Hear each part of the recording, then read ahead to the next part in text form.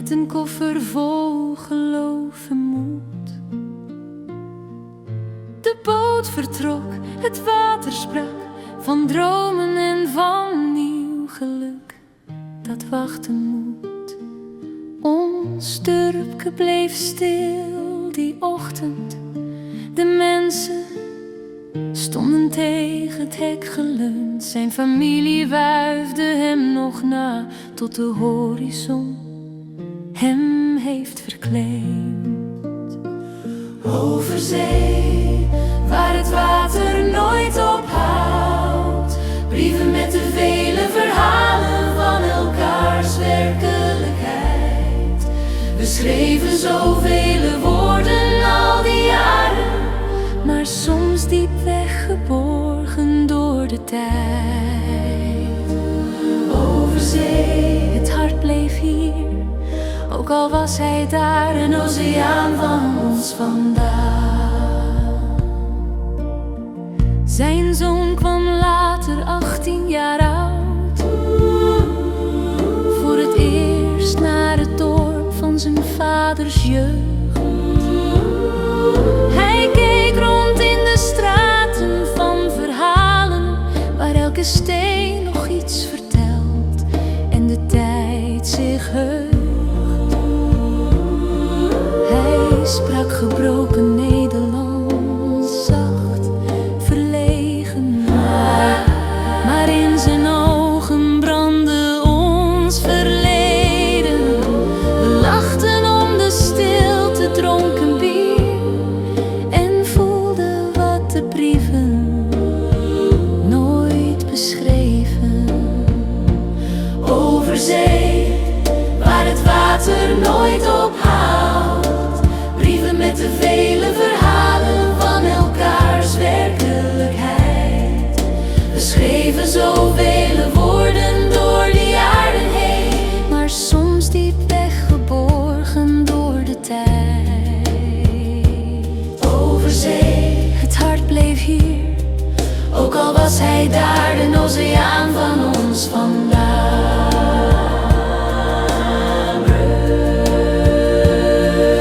En als de telefoon soms overging, klonk het alsof de wind echoend ertussen lag. Twee werelden, verbonden door verlangen, door inkt, door stemmen, door wat komen mag. Overzee blijft de echo van hun namen, tussen water, tijd en trouw. Wij hier, zij daar, maar in elk woord dat blijft bestaan, komen we elkaar weer tegen. Overzee, waar het water nooit ophoudt. Brieven met de vele verhalen van elkaars werkelijkheid. We schreven zoveel woorden al die jaren heen, maar soms diep weggeborgen door de tijd.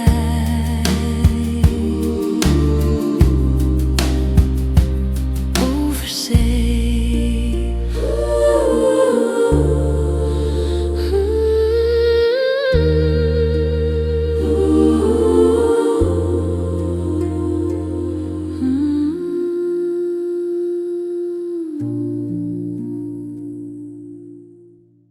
Hello, Robert. Yes. I have an interview because you are from Rosmalen, but you live in America, but you've never lived in Rosmalen. 3 months. Oh, 3 months you did. 3 That's months true. in 1972. In 1972, you were there with your grandparents? It was the 50-year getrouwd. My father, my mother, and my cousins came over, Yeah. and we celebrated the 50-year Oh, party. And then after my parents left, I had to figure out what I wanted to do with my life. So the uncles, I worked on the milk truck with Omashan, yeah. and I made hay with Uncle Edward. And Uma would send me to the grocery stores. Yeah. And remember, I had a list, Yeah. and the one I could not get was vermicell.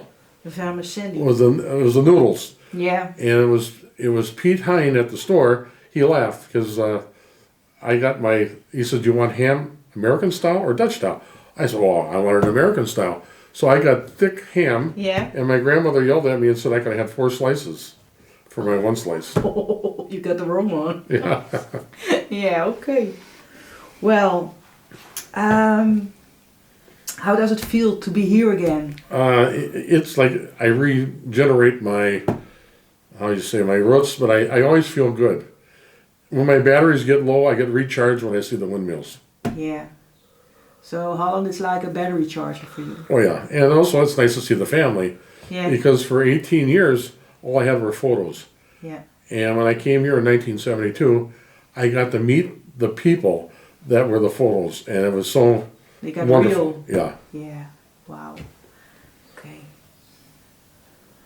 What went through your mind when you first landed at the airport this time? Well, for 2 weeks I was dreaming about all this stuff over the last 53 years You went back to history.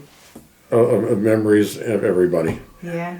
And I want to see the few uncles I have left before they die. And I want to see the cousins, you know. And it's just so much fun to, I said, I don't want to be a tourist. I want to sit down and have coffee, have my Dunker beer. You would like to be just like a normal Rosmalen guy. Yeah, Yeah. Just have a great free week, not to go to work, but do things you like you're right. in the place where you're from.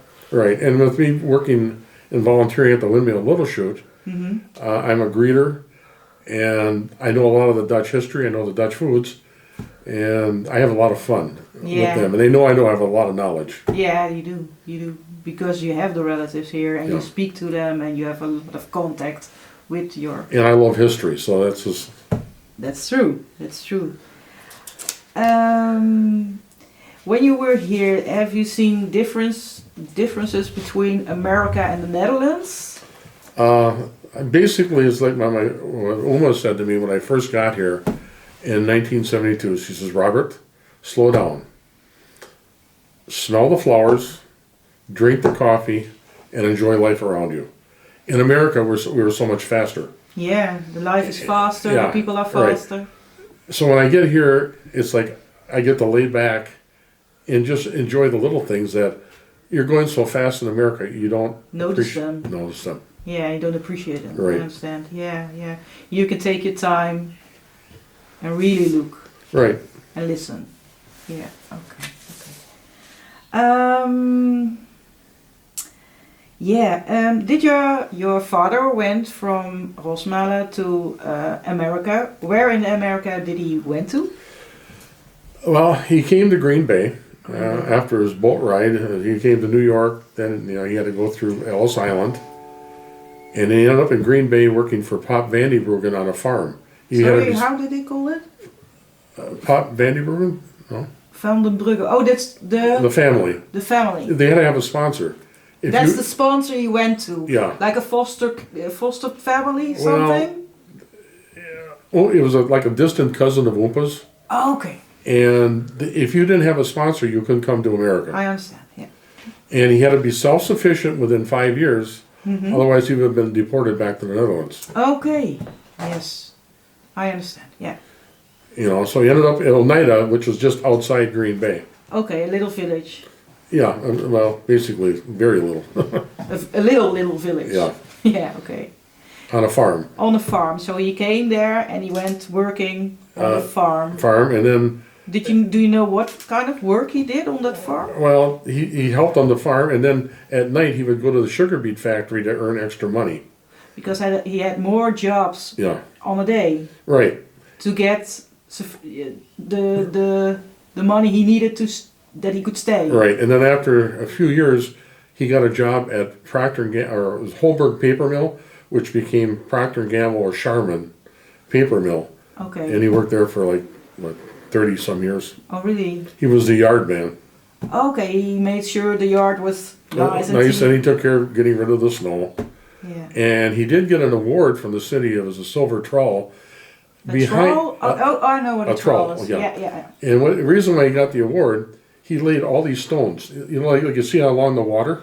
Yeah? He laid the stones behind the paper fabrican. Okay. and so they didn't lose their shoreline, Yeah. and it's still there. Oh, wow.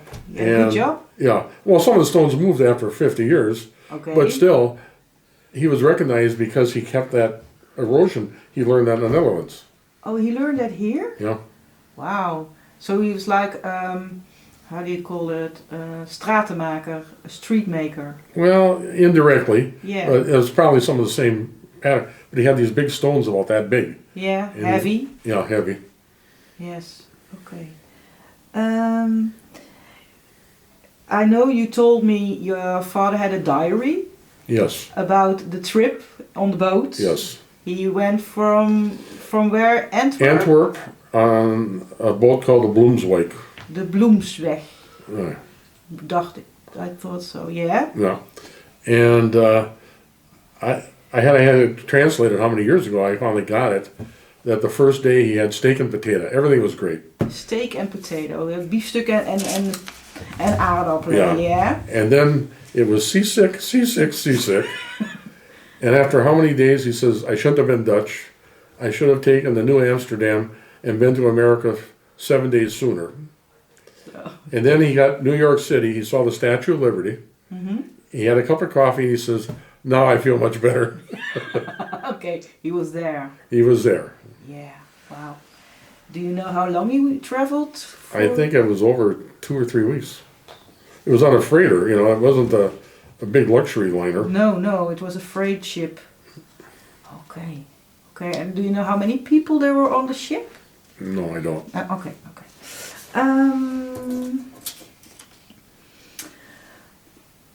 When your father, when you got older, he talked about Rosmalen and everything, or did he not talk about Rosmalen? Well, he talked mostly about family.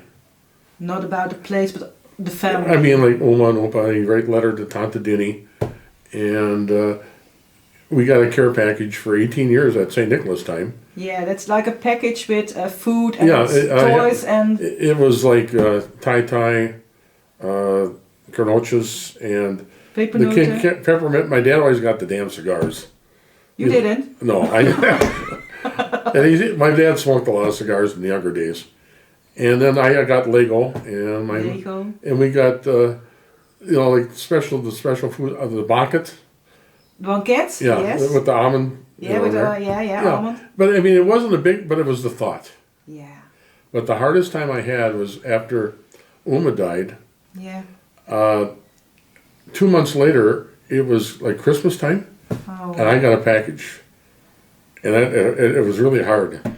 It was very emotional for you then because Oma... Because I didn't get a package for like 20 some years, and all of a sudden I get a package, and found out she died, and now I got the package. Yeah. That she didn't forget me.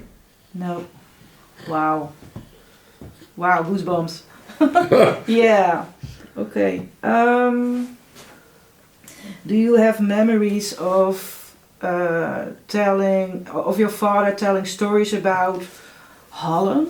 Well, he mentioned that during the war, he was between the house and the barn, and where they hit him. And then the first time I was here, we went to Uncle Edward's house, which was the original house. Mm-hmm. They took the boards out and they showed me, and the bullets were still in the roof. Really? And then he also told me about Market Garden, which I thought he was crazy. He said the whole sky was airplanes. Yeah. And then after I read the book, that all the planes for the drop areas came over Den Bush. So he didn't make it up, it was real. Yeah, and then we went to Market Garden, the movie A Bridge Too Far together. Yeah, your father and you. Yeah. Oh, wow. And then when I was young, there was a movie called The Dog of Flanders. And he took me when I was in like first grade. Yeah. And we went to that movie together. Oh, wow. And I cried for that movie because they had this dog bone. It went from the dog into the soup, the dog into the soup. Oh. And my father said, see how bad it was? We hadn't had food, so we had to get the dog bones. And they had to share it, you know. Yeah, okay. Wow. Is there something that you think it's special with the American and the Rosmalen people? How they react or how they talk? Is that very much different, or How would I put it? It's hard to describe. Family is special. how do you mean? Well, it's a stronger connection. In Holland or Yeah, in America? in Holland. Yeah, you think it's a stronger connection in family than the families they have in America? Well, yeah, because my cousins are scattered around the United States. Yeah, And here, when you come, they're pretty close together. yeah, I understand. And it's nice, as I said, we joke, we have fun, we drink beer, we have coffee. Yeah, And like my grandmother said, it's the simple things, yeah, the simple things of life. She was right. you know? Yeah, and here you have the people around you, so it's no problem to get there. Right. You don't have to travel a lot. And another thing I should mention that I got my love of windmills from my cousin Carla. She lived in Kinderdijk. Yeah, And when I first saw 17, 18 windmills in one spot, it's a view. It's a view. it sort of took me back a little bit, you know. Yeah, So that's why I ended up volunteering at the windmill in Little Chute, because I got my own windmill. yeah. That's you. Yeah, you are a volunteer at Yeah. a windmill in Little Chute In Wisconsin, yeah. in Wisconsin, and the windmill was originally from Holland, from Noord-Brabant. Yeah, they made it here. It was all new parts because they can't ship old windmills to America. Mm-hmm. And they built it and they assembled it in Little Chute. Okay, okay. Well, that's nice. And you now are a volunteer there. You, what do you do? What do they do in that windmill? Well, they give tours and the history of how there was 3 boats, actually from Uden area. Area from Uden? Yeah, a lot of them. There were 3 boats and they came over and settled down in Little Chute. Yeah. Wow. And they show the things that people Right. I mean, we have. had then. Yeah, and we have, I donated 2 Dutch Zandanese clocks, a Dutch bicycle, a drawing, 12 tiles. Yeah. I even donated some wooden shoes for the wooden shoe room, because we let the children put the shoes on and run around. Oh wow. They had fun. Oh, they have fun with that, yeah. So I'm You at, like yeah, so I'm at the desk, I sell the tours for the windmill, I sell the cookies okay. and the Blue Delf, Yeah. and I have a wonderful time down there, You enjoy. yeah. Yeah. Okay. And you live nearby Little Chute? I'm 23 and a half miles away Okay. in Green Bay. And you live in Green Bay. Yeah. And what does your day look like in Green Bay?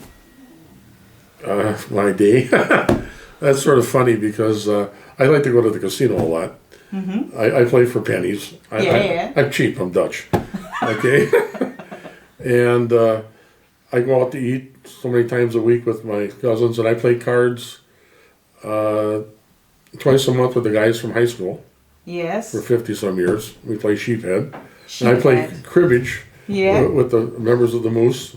What's the moose? It's a lodge. It's like the Elks Club or something. Do you know have any of that? No. You have to be a member to be there. And Okay. your meals are cheaper and that, but they have a tournament twice Yeah. a month. Okay. And then I try to work the windmill in to 2 days a month, 2 Thursdays. So between the card games, the windmill comes on that Yeah. in between. And if they need me more, if I'm not busy on a Thursday, then I'll go down again. Then you go down again. Okay. Okay. And I know you like sports. Yeah, I live right near the Packer Stadium, 2 blocks away. What are the Packers? They're a Green Bay football team, A football team. and they're over 100 and some years old. Mm-hmm. But I've lived all my life by the stadium, and I have tailgate parties. I can get 11 cars in my yard, and I had the first game. I had over 30 people partying. Wait. You say the word tailgate party. Yeah. In Holland, we don't know what a tailgate party is. Please explain. Okay, I opened my garage up. Yeah. I have Packer stuff on the ceiling, on the walls, Okay, you have all the things from the football club. right? And then I have tables that are open. Everybody brings food, Okay. and they bring beer. We call it an American party. Well, okay. So I have all that out, and what's good is I eat really good for 3 days after. Oh yeah. So people bring me beer, they bring me other special stuff. We have venison, we get bear meat. Bear meat. Okay. Yeah, of course. Because some people shoot bear, and then And then you've got the meat. we get the meat, and How does bear meat taste? it's a little sweeter. Okay. but they usually mix it with regular beef. And we had bear balls. And the ladies are afraid to look. They think they're bear testicles. Yeah, they look. It sounds like that. But they're actually meatballs. When they pull Okay. the cover, they're a lot better about that. Okay, okay.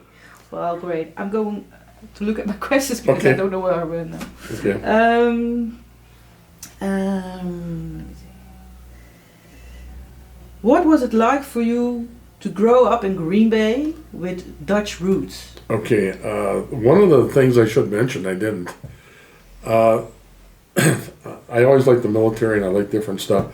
So my father says, when you get older, you're going to go to school with the fathers, With the white fathers, the White Fathers. the Norbertines from Hazewijk. Yeah. They have a college in De Pere, but they had a high school. Okay. And I went there for 4 years Okay. with the Norbertine priest. So it's like a real Catholic Yes, school Yes. you went to. it was for boys only. Okay. But then now, after so many years, it became co-ed. You Yeah. know. But anyway, I shot. They went modern. It was nice there. They had ROTC, Reserve Officer Training. So I had military training. I shot rifle team Oh, for 3 years. wow. I'm not as good as my Uncle Tees. No, but he was a sharpshooter. Yeah, but I was an expert shot. Okay. And they did give me an honor when I came to Netherlands the first time. Yeah. They said, you get to shoot at the skeet pole. And I've never seen this before. I got to shoot at a little ball Yeah. up in the air. I hit it 3 times out of 10, and I said, I didn't do that good. They says, for the first time, You did I did good. very good. Yeah. Wow. Okay. Did you know as a child, I think so, but that your family ties were here in Rosmalen? Yeah. They always told you where you're from? Oh, yeah. Well, I had the pictures, Yeah. and I remember, I still have it to this day. My father had a little brass windmill, Yeah. and that was my favorite thing. It was on your night. Well, I'm just saying, it spun around, Yeah. but it was solid brass. I mean, it wasn't solid, but it was nice brass, and it was just that memory, you know. Yeah. Okay. Do you think the experience you got in Holland when you went here, you took that with you to America and formed you in a bit? Yeah, definitely. I wanted to go into the military, which was a bad thing to say to my father. And the uncles, I found out later, had a sort of a hit on me. They took me to Overland to see the worst of things, Yeah. McGrattan Cemetery, Yeah. other things from the war. Oh. And basically how rough my father really had it during the occupation. But the big thing I learned was working with Uncle Umashan. Yeah. I worked on the milk truck. Yeah, on the milk truck. And I remember he'd ring the bell, everybody would come out, Yeah. and they get more, we sold more beer than milk, Oh. which was sort of funny. Yeah.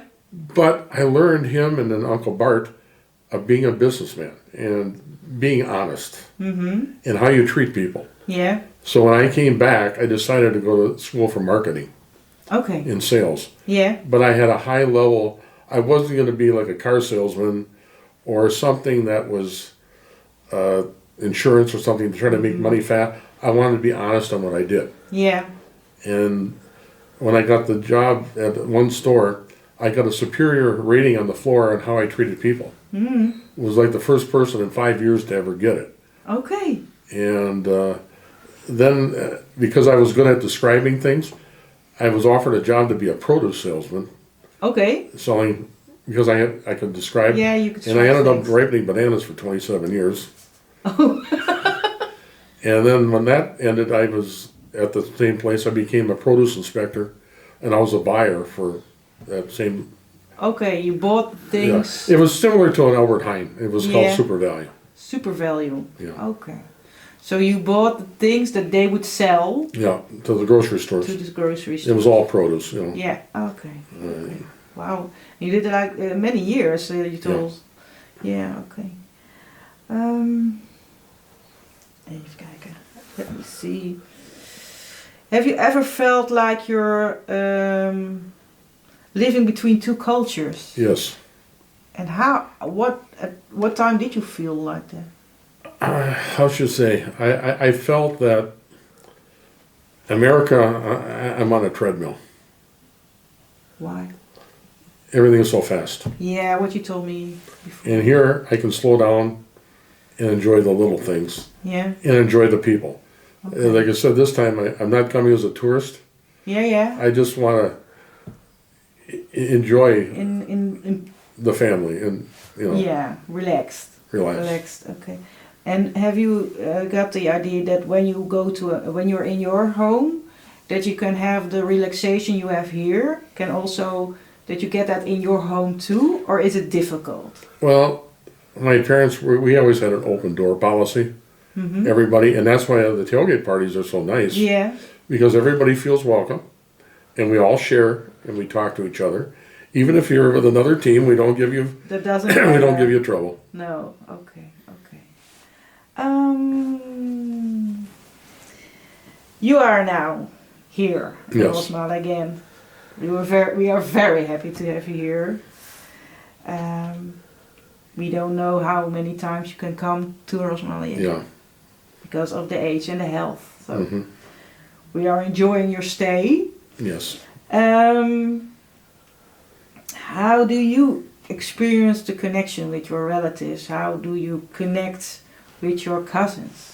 It's the memories. I've got sort of a photographic memory.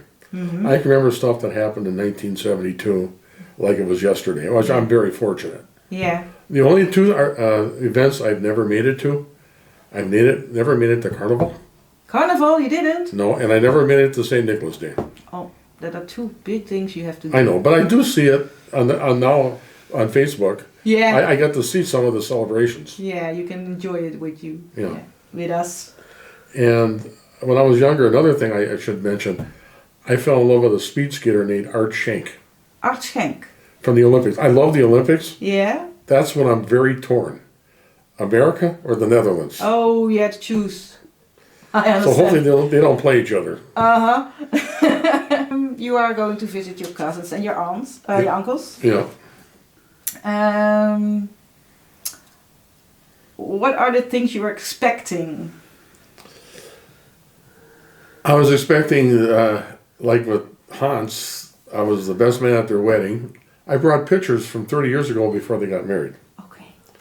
And that was so much fun going over those pictures. Look with them with their, about their life then. Right. You know, and that. And the other thing is, I've always had a wonderful time with Robert. Mm-hmm. And he brought me my favorite thing, roll mops. And I had those at 2 o'clock last night because I couldn't sleep. It was your midnight snack. That was my midnight. I slept for 5 hours after my jar it of roll worked. mops. It worked. worked. It worked. Roll mops is a thing. Yeah. And you are going to see other relatives. Yes. Let me see. When you see your relatives, do you see a part of yourself in them? Yes, I do. Explain. I see the warmth, how would you put it? The excitement of being around each other, Yeah. having that cup of coffee or having that Dunker beer. Yeah. Yeah. And they know I love the Dutch foods, you know. One of my cousins said to me one time, in the Netherlands, we eat to live and you live to eat. Yeah. Yeah. So, I mean, I'm looking forward to getting my bitterball in again, my croquettes, my frikandel special. People think I'm nuts, and my bushy balls, I've had one every day. But this evening you're going to have your frikandel speciaal. Oh, You know that. and the bitter and the And the bitterballs. Okay. And the croquette if you want to. As many as you like. That will be okay. Okay. What are your... sorry. Do you feel like your father is also here when you're here? Yes. Because of the places and the people, or is it something else? Both. Both. And I got to tell you a little story, which I haven't told a lot of people. When my father died, I was in the Netherlands with my cousin. Yeah. Yeah, we were here for my uncle's 25th anniversary. So you were in the Netherlands and your father was in America. Right. Wow. And the morning that he died, my bed broke In Holland. in Holland. Oh. I couldn't sleep, and I didn't know what was going on. Found out the time my bed broke was the time he died. Wow. Something strange is happening then. Yeah, that was, 1988. Yeah, he died in 1988. Yeah. So when he passed away, you had to go to America fast. Right. Well, they had him cremated, which he wanted, Yeah. which is a bad thing to say in the Netherlands. Cremation, because of the war. Well, no, not Well, anymore. anyway, Used to be. but he requested it. My father, being typical Dutch, says, I don't want to spend and waste that money on a coffin. Oh, yeah. He said, that's a waste of money. And that was his wish. And then when I told the relatives that was his wish, that was a little different. Yeah. They thought we just cremated him and Like that. like that, yeah. But that wasn't the case. Right. Okay, you really asked for that way. Right. Okay. Okay. Let me see.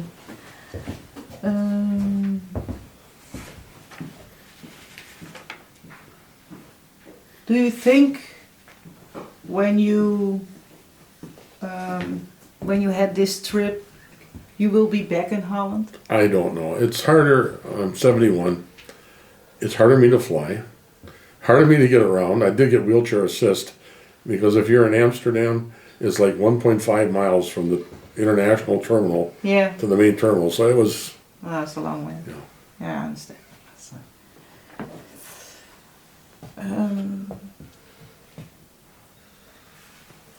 What would you like to give to the next generation to know about the bond you have with America and Rosmalen? Well, when I see my cousins and they have their children, they get together and they ask me different questions, which is fun. Yeah. I mean, last night I had Hans's children. When I go see my cousin Tone with his family, he said we'll be there. Mm-hmm. And I said, well, make sure you try to get your father and mother because that's one of my last sets of aunts and uncles. And then here with Uncle Teese, Yeah. it's so much fun Yeah. because I remember when I stayed by my grandmother's house, he'd come every morning and say good morning, Uncle Tees. Uncle Teese. Yeah. Wow, that's nice. Yeah, Yeah. And now he's sitting here on the couch. yeah. And riding the bicycle, I can't do it like I used to. So No? no. No, I understand. Yeah. Okay. If your father was here now, what do you think he would say about Holland now? Well, like he said, well, his family was the main thing. Also family Yeah. guy. Yeah. Your mother is from Greenbay. Greenbay. Yeah. I You met her on I a blind didn't date. mention her yet, but I think, Yeah.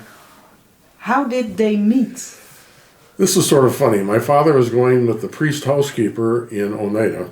He broke up, and my uncle, Clyde Van Evenhoven, was a trustee, and he says, here, I get you a blind date. Oh. So what the funny part of this blind date was when he worked at the beet factory, Yeah. he'd go with this other gentleman and says, there lives a rich widow and her daughter. And he says, John, when I drop you off at the porch, you go in.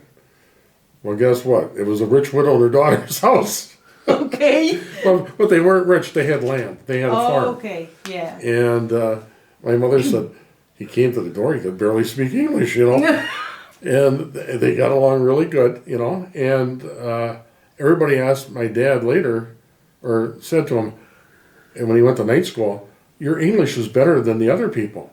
Well, he said, I have to speak English at home. Yeah, my wife speaks English, yeah. Yeah. But my father spoke with broken English. But, he said, anybody becoming an American citizen, Yeah. you should at least learn the language. Yeah. And another thing I should mention that he always went to night school. Mm-hmm. And he was really good at making stuff and whatever, He was very handy. I'm not. You did in No. Oh. But I had the business sense of my uncles here, but not the luck of Yeah. Uncle Teese and Uncle Wim and Uncle M that could build anything or do anything. Yeah.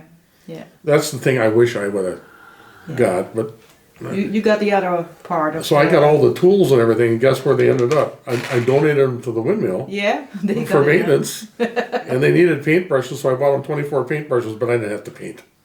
Oh, that's good. Yeah. Okay. Let me see. Your mother got a family in the Netherlands. How did she cope with the way your father did his things learned in the Netherlands? Basically, my mother was an excellent cook, and I know we always had to have, potatoes all the time. Yeah. And meat. Yeah. He wanted his meal at 4 o'clock because he got done at 3:30 at the paper mill. Okay. And I always wondered what this was, and I found out later it was called stumpot. Basically, Yeah. we always had carrots, Yeah. potatoes, Yeah. celery, and onions, and they would mash it up. And I didn't know that. I didn't learn that was stumpot till later. Yeah. But we had that all Lunchpot. the time. And we always had smoked fish and herring and everything. Yeah. So it And was cheese. Dutch food she made. Yeah. Wow. Okay. Oh, oily balls too. Oh, at Christmas time. What? Oily balling. Oliebollen. Of At course. Christmas time. Of course. Yeah, but I'm just saying, those were our treats, Yeah. The one thing I did not like was bulkabray. I don't like bakenbij either. No. It's not my kind of thing. No. But what I would like to say to you, and I think that's great, you still use Dutch Brabants words. Brabantse woorden. Okay. Yeah. Well, so I learned when I first got here, there was Roosmallens, there was Brabants, and there was High Netherlands. Yeah. And I didn't realize there was the little stuff. I still can't roll my R's. Okay, that's no problem. I cannot either. Okay. Well, these are the questions I had. Do you have questions or things you want to say that you think, oh, I would like to share that with the people that are listening? Well, my friends, when I play cards and everything, they always know I have the Dutch connections, and I bring the windmill cookies to the card game. I bring them, what they call it, the royal cherries or the cognac bonbons. The kersenbonbons. Yeah, I also bring the stroopwafels, of course. And hey, they appreciate it when I have that. You have a Dutch evening. Yes. So at the windmill, I'm considered a cookie pusher. Because since we have the new director that she buys, she's from the Netherlands, and we give samples of the speklasjes. Yeah. In the last 2 times I was down there, I sold 15 packages in one day and 13 the other. And it's so funny because Carla is now coming to the Netherlands. She was a day before me or after me coming to see her father. Yeah, he lives in the Netherlands. Yeah. Maybe you can meet. Well, but I'm just saying, I'm so happy that she just started the last few years. When the windmill started about 10 years ago, Yeah. I was there, one of the original volunteers. Okay. And I love it because I get the Dutch culture, but I also get the friendship like I have in the Netherlands. Yes. And the connections. Okay. So the windmill is in the place Little Shoot. Little Shoot. And people can go there, visit it. Yeah, and they pay, it's $8 to get a tour. Okay. And, we have the gift shop. And there's not a lot of stuff. And what in there. days were you there? What? At what days are you there? I'm there 2 Thursdays in a month. Okay. So if they want to see The you... first and third, and then the card game is on the 2nd Thursday of the month. Okay. I want to thank you for the interview. Okay. And enjoy your stay. I will. Okay. Bye. Bye.